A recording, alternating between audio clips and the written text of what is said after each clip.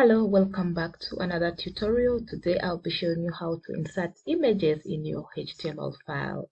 So now you can see I've created my HTML structure, and then the first step, you're going to make sure that in the folder you're working in, your image is right there.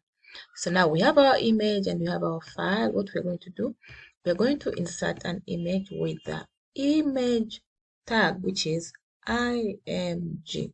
So after that, we have the source of the image, which is basically where we are getting the image from. So since the image is within our folder, we are just going to write the image name, which is image.jpg. The alt, this is basically the description of the image.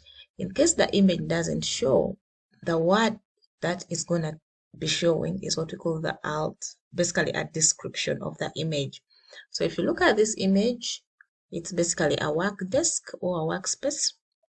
So I can just write there workspace. This is totally optional, but it is important for search engines.